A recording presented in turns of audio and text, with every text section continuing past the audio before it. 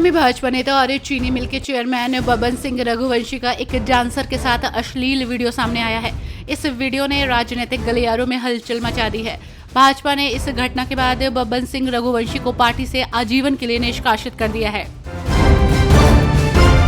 जम्मू कश्मीर के पुंछ जिले में भारत पाकिस्तान के बीच भारी गोलीबारी की गई थी। भारत की कार्रवाई से पाकिस्तान की हालत खराब हो गई है, तो वहीं पुंछ जिले में भारी गोलीबारी से प्रभावित गांव में भारतीय सेना की रोमियो फोर्स का राहत अभियान जारी है। पाकिस्तानी गोलीबारी से क्षतिग्रस्त घरों वाले गांव में जवान घर घर जाकर दवाइयां और राशन पहुंचा रहे हैं। अमेरिकी राष्ट्रपति डोनाल्ड ट्रंप गुरुवार को मिडिल ईस्ट दौरे के आखिरी दिन यूएई पहुंच गए हैं। यहां अबू धाबी के जायद एयरपोर्ट पर राष्ट्रपति मोहम्मद बिन जायद अल नहयान ने उनका स्वागत किया। अबू धाबी में ट्रंप ने शेख जायद ग्रैंड मस्जिद का दौरा किया। यूएई के राष्ट्रपति ने कहा कि उनका देश अमेरिका के साथ एनर्जी, एआई और इंडस्ट्री समेत कई सेक्टर में साझेदार है। मुरादाबाद में बिजली विभाग के एसडीओ को रेप में फंसाने की धमकी देकर 25 लाख रुपए मांगने का मामला सामने आया है। युवती के ब्लैकमेलिंग से परेशान होकर एसडीओ ने जहर खाकर जान देने की कोशिश की है।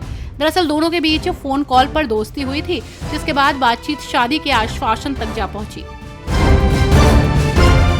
विदेश मंत्री एस जयशंकर ने गुरुवार रात अफगानिस्तान के कार्यवाहक विदेश मंत्री मावलवी आमिर खान मुत्ताकी से फोन पर बातचीत की है। जयशंकर ने पहलगाम आतंकी हमले की निंदा करने के लिए मुत्ताकी को शुक्रिया कहा है। अफगानिस्तान ने पाकिस्तान के उन आरोपों को खारिज कर दिया था जिनमें कहा गया था कि भारतीय मिसाइल्स ने अफगानिस्तान को टारगेट किया। अगर आप भी बियर पीने के शौकीन हैं तो ये खबर आपके लिए किसी खुशखबरी से कम नहीं है। गर्मियों में अक्सर बियर की खपत बढ़ जाती है।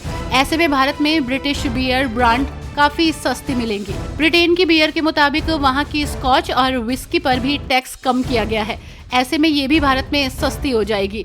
ऐसे में जो ब्रिटिश बियर के ब्रांड्स 200 रुपए में मिलते थे वो अब 50 रुपए के हो जाएंगे।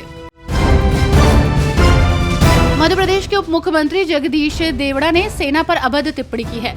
उन्होंने सेना पर कमेंट करते हुए कहा कि पूरा देश और देश की सेना प्रधानमंत्री के चरणों में नतमस्तक है। उन्होंने ये बयान नेताजी सुभाष चंद्र बोस कन्वेंशन सेंटर में एक प्रशिक्षण कार्यक्रम में दिया।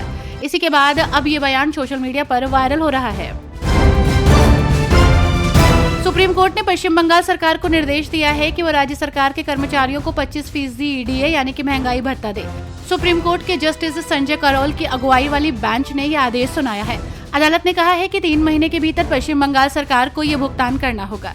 साथ ही मामले की अगली सुनवाई अगस्त में तय की गई है। बिहार में मुख्यमंत्री नीतीश कुमार ने आज महिलाओं के लिए विशेष पिंक बस सेवा का शुभारंभ किया। पटना, मुजफ्फरपुर, दरभंगा, पूर्णिया, भागलपुर और गया में कुल 20 बसें शुरू की गई हैं। इन बसों में सीसीटीवी, जीपीएस और अलार्म जैसी सुविधा मौजूद है।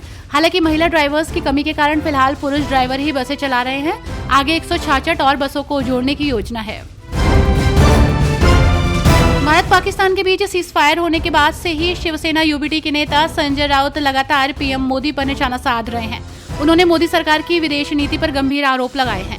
उन्होंने कहा कि पीएम मोदी हमेशा चीन, फ्रांस, अमेरिका के राष्ट्रपति डोनाल्ड ट्रंप के बारे में चुप रहेंगे। चुप रहना उनकी फितरत है।